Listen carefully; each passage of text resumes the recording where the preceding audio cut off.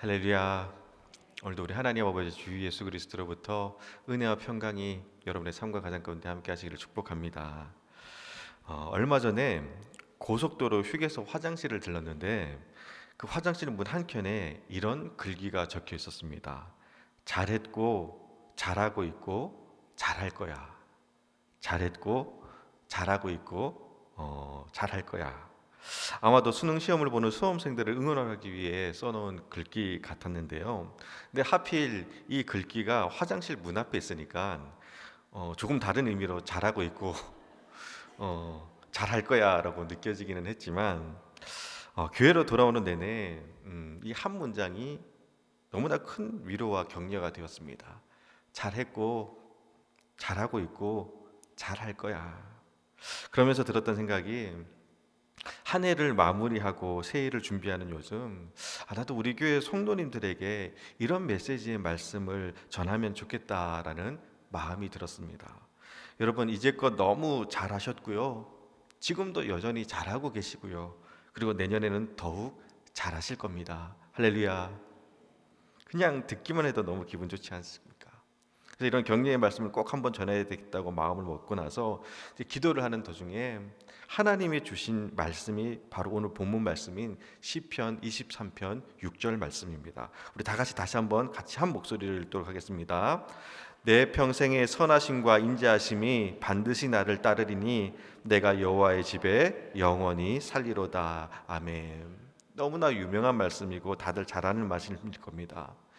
이 말씀을 정한 것은요, 하나님의 선하심과 인자하심이 반드시 나를 따른다라는 것이 너무나 큰 위로였고 격려였습니다. 그래서 오늘 이 시간은요, 이 은혜를 여러분과 함께 나누려고 합니다. 사실 오늘 제가 여러분에게 전하고 싶은 말씀은 너무나도 간단합니다. 여러분, 하나님은요 선하십니다. 또한 하나님은 인자하십니다.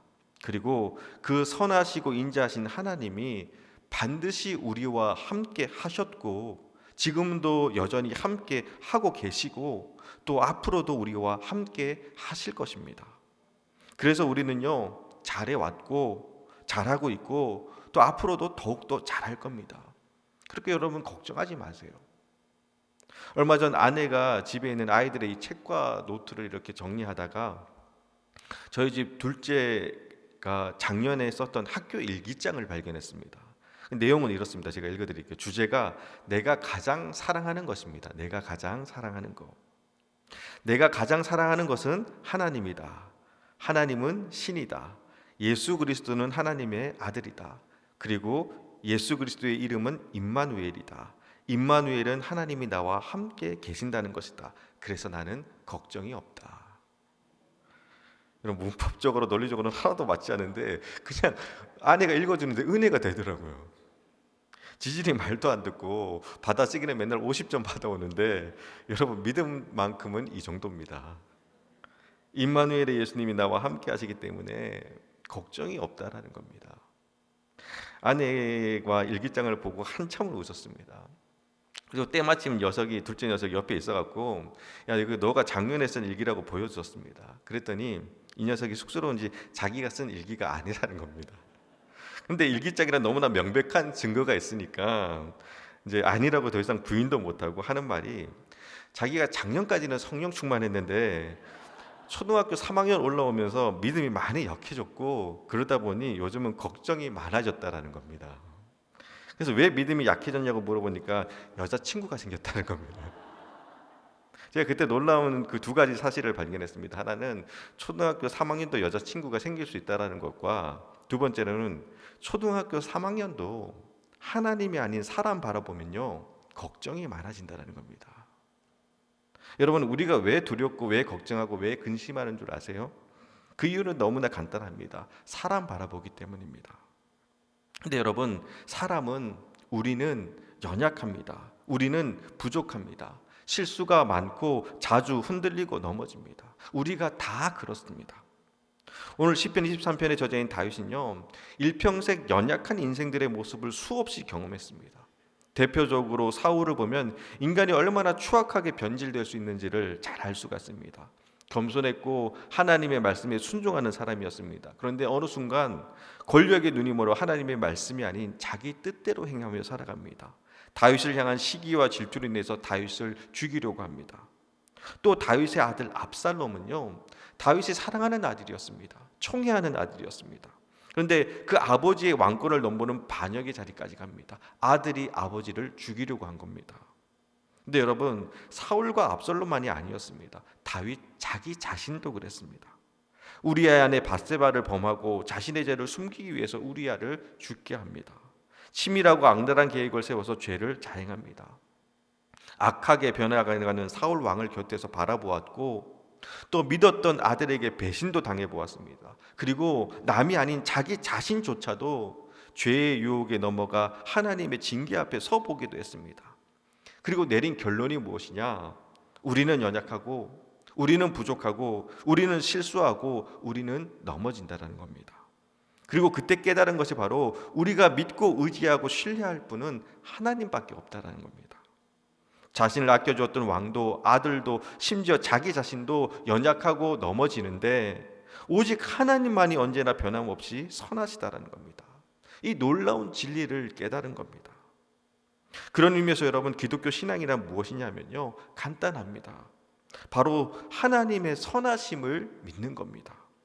그리고 그 선하신 하나님이 우리를 선한 길로, 생명의 길로 인도하신다라는 것을 믿는 겁니다. 로마서 8장 28절 말씀, 너무나 유명한 말씀이죠. 우리 화면을 참고해서 같이 한 목소리를 읽도록 하겠습니다.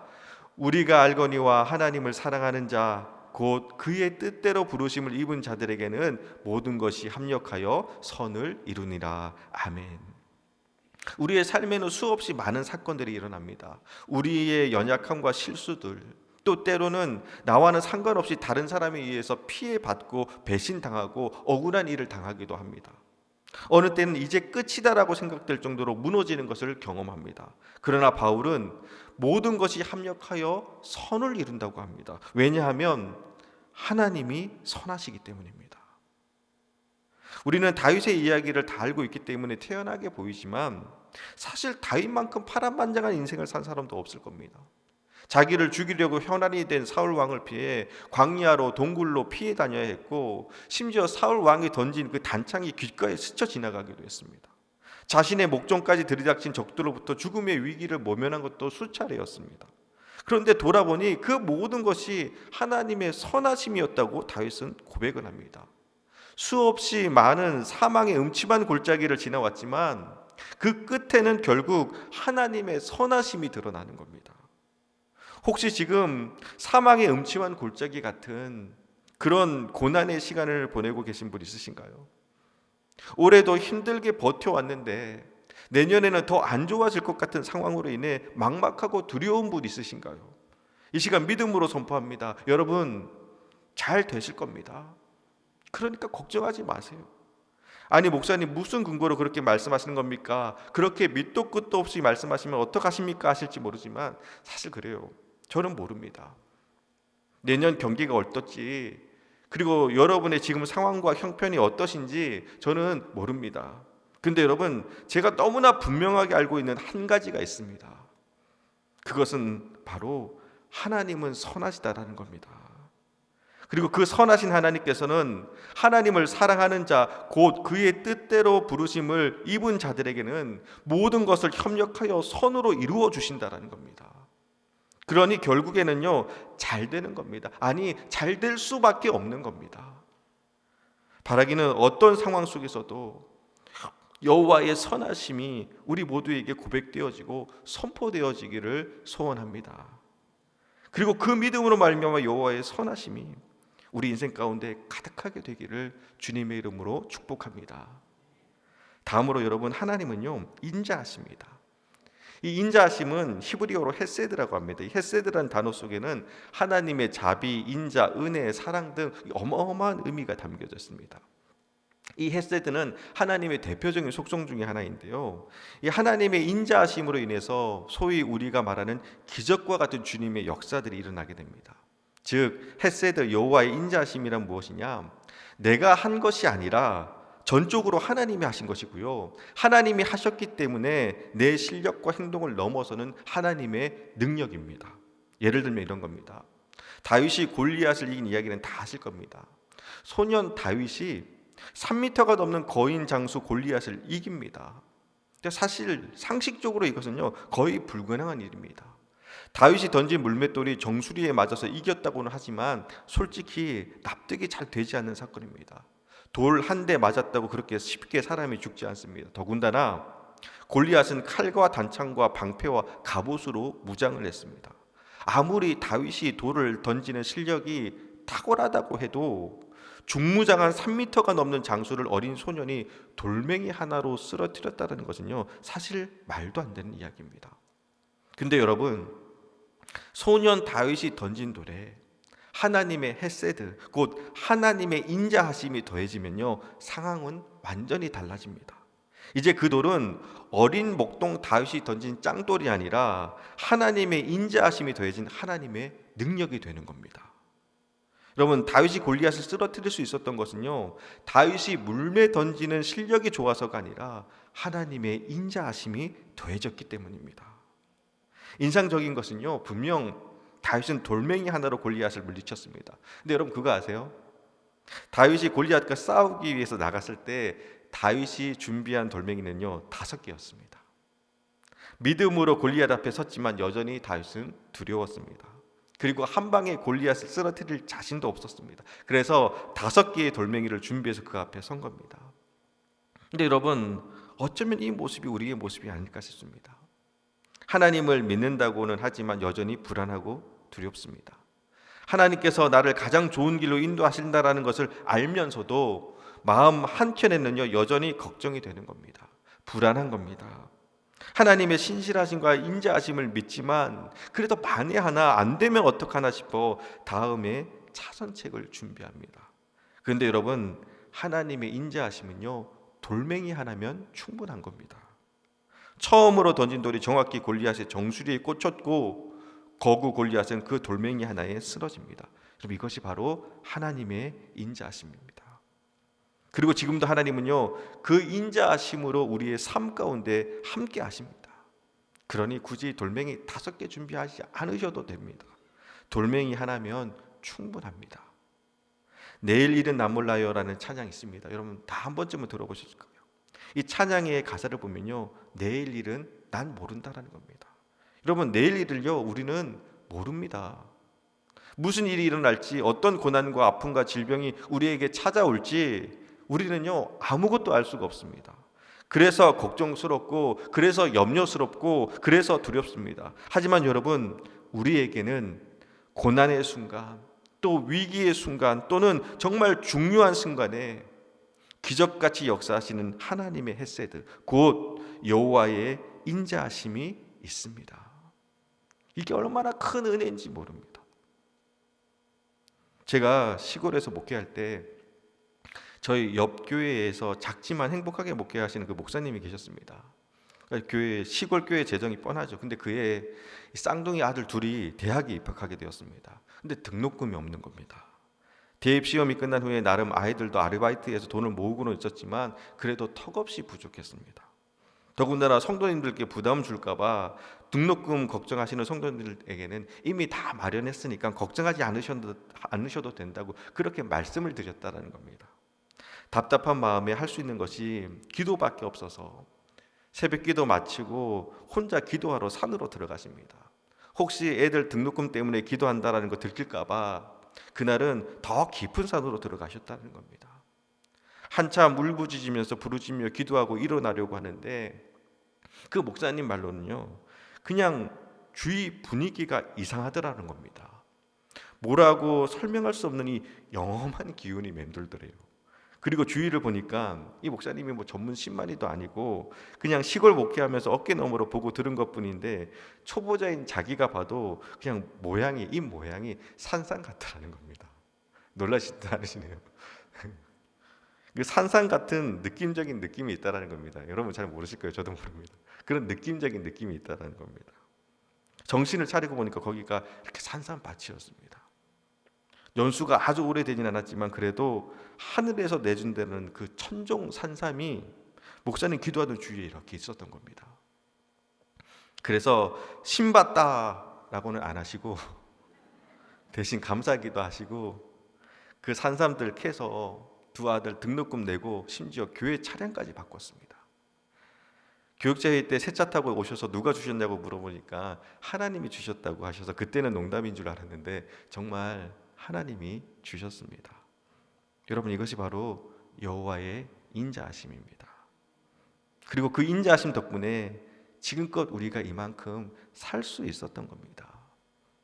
내 힘으로 아둥바둥거리며 살아가는 것 같지만 오늘도 지금 이 순간에도 하나님께서 그 선하심과 인자하심으로 우리를 붙들고 계신 겁니다.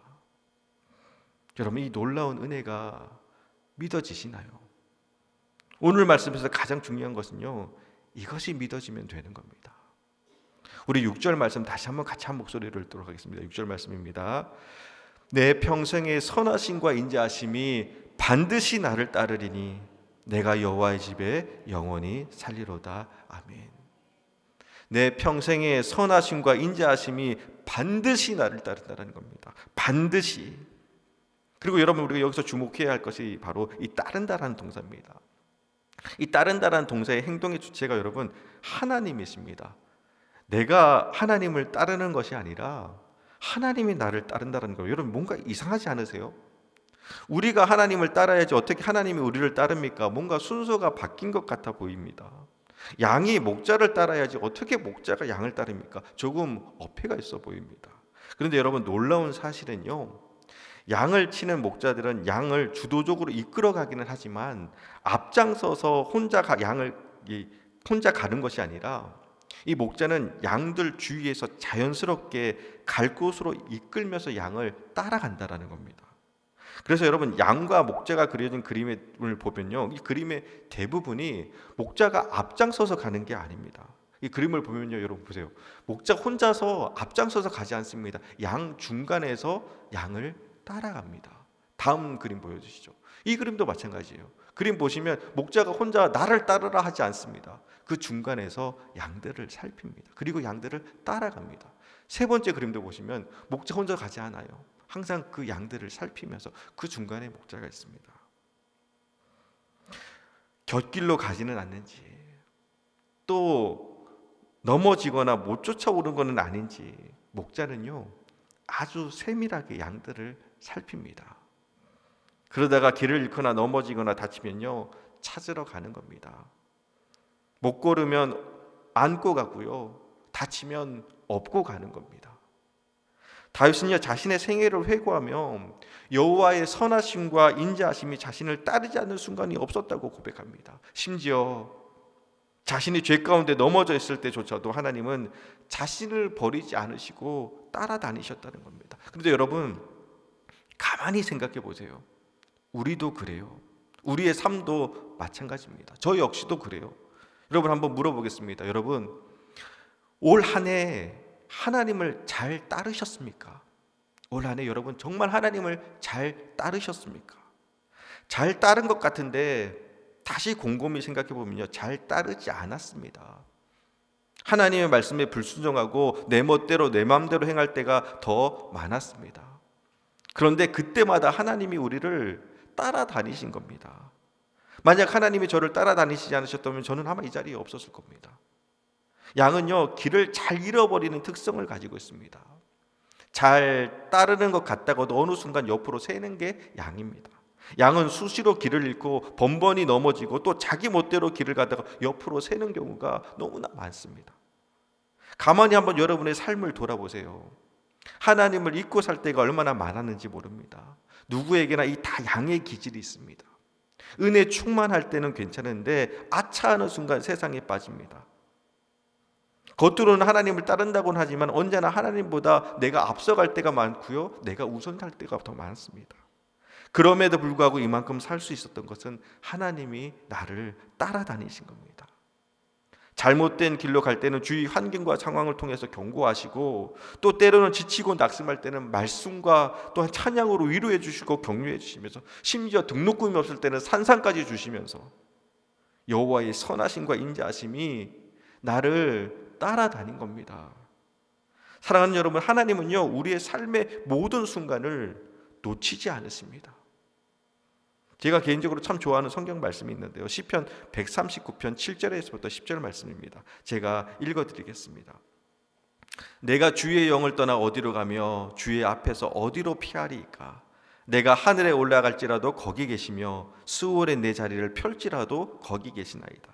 내가 새벽 날개를 치며 바다 끝에 가서 거주할지라도 거기서도 주의 손이 나를 인도하시며 주의 오른손이 나를 붙드시리이다. 아멘. 어디에 가든지, 심지어 새벽 날개를 치며 바다 끝에 가서 거주한다 할지라도 주님이 함께 하신다라는 겁니다. 주님이 따라다니신다라는 겁니다.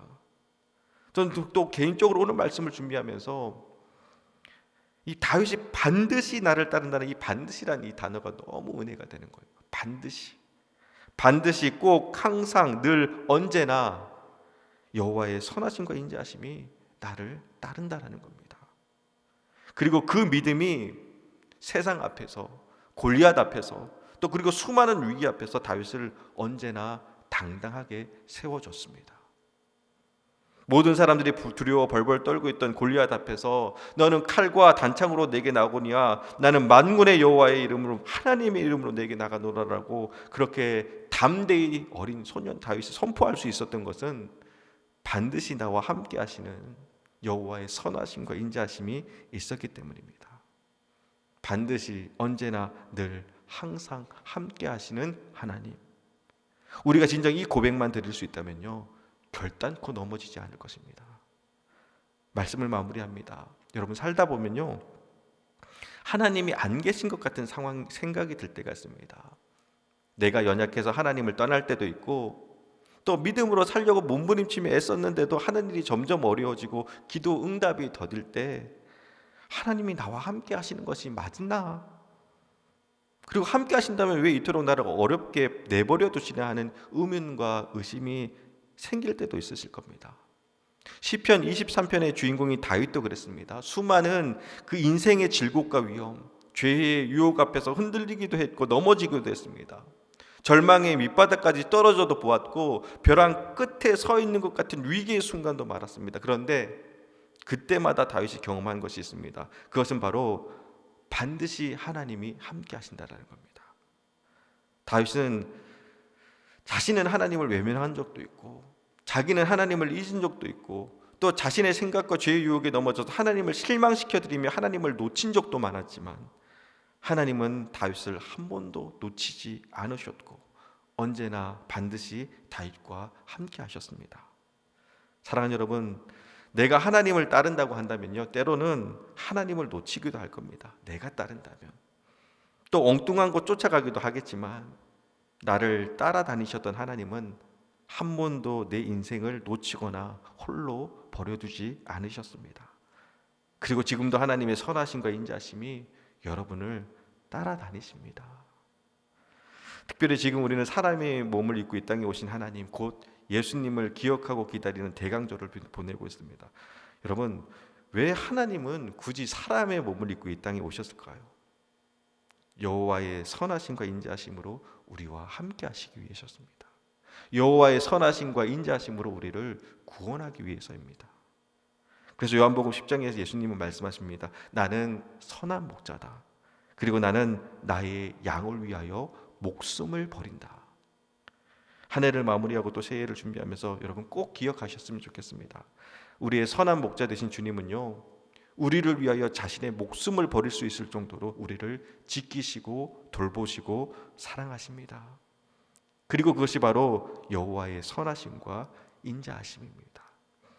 한 해를 마무리하며 비록 지금 내 삶에 고난과 어려움과 아픔이 가운데 있다 할지라도 내 평생에 하나님의 선하심과 인자심이 반드시 나를 따랐다고, 다 주님의 은혜였고 주님의 도우심이었다고 고백한 이 다윗의 고백이 우리 모두의 고백이 되기를 소원합니다.